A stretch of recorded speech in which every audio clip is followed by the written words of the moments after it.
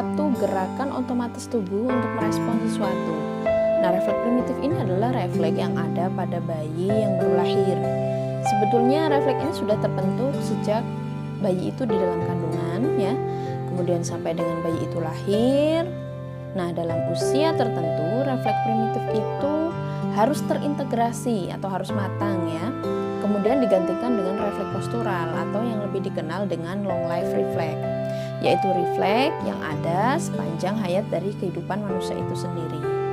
Nah, refleks postural inilah yang nanti berkaitan dengan kontrol keseimbangan, koordinasi ya, kemudian perkembangan sensorik dan motorik anak.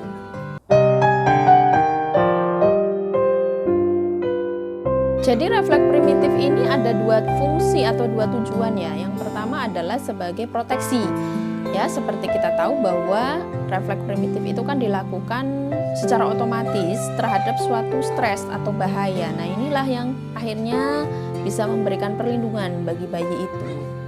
Fungsi yang kedua adalah sebagai perkembangan. Jadi, refleks primitif ini dijadikan sebagai indikator perkembangan saraf pada manusia ya, dimulai dari bayi itu tadi ya, sebagaimana yang ada di piramida of learning ya. Di situ yang jadikan basic adalah central nervous system sebelum akhirnya masuk ke sensori.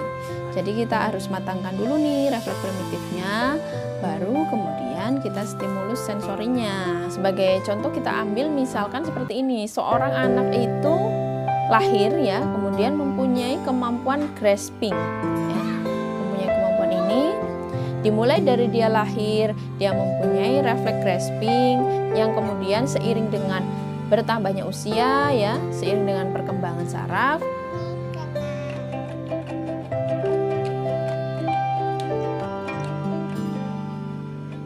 refleks grasping ini akan matang, terintegrasi, kemudian dia menjadi seorang musisi, bermain gitar ataupun biola. Nah, itu nanti ada refleks grasping di situ. Gerakannya menjadi lebih terstruktur, gerakannya menjadi lebih halus ya, lebih tinggi tingkat kesulitannya dengan berbagai variasi gerakan tentunya. Nah, jadi refleks primitif inilah yang nanti akan menentukan fine motor skill anak itu tadi yang kemudian akhirnya menjadikan dia seorang musisi misalkan.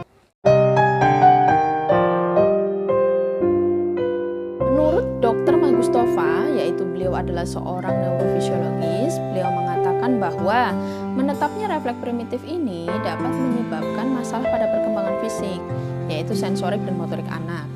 Selain itu, dapat juga menyebabkan pada problem visual, yaitu anak menjadi kurang fokus dan konsentrasinya. Nah, dengan adanya kondisi kurangnya fokus dan konsentrasi ini tentu menyebabkan gangguan belajar pada anak, atau yang lebih dikenal dengan learning disability.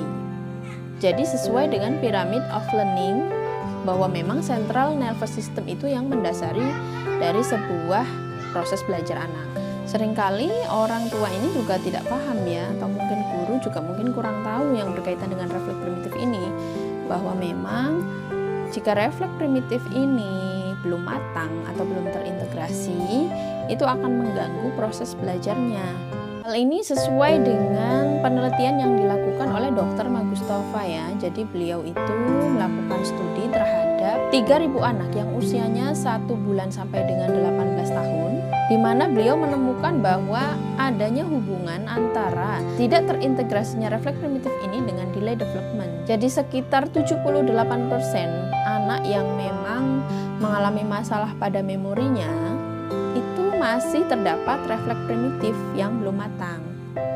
Nah, dari refleks primitif ini yang belum matang tadi, itu akan dibawa terus sampai dengan anak besar ya, kemudian mengganggu perkembangan sensori pada tubuh anak, sampai dengan anak itu memasuki masa belajar.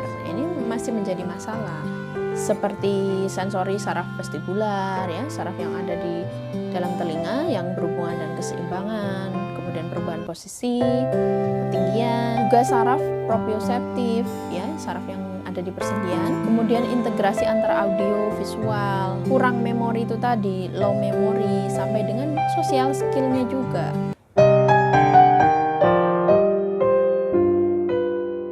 Ada beberapa faktor resiko ya seorang bayi itu akan menetap refleks primitifnya.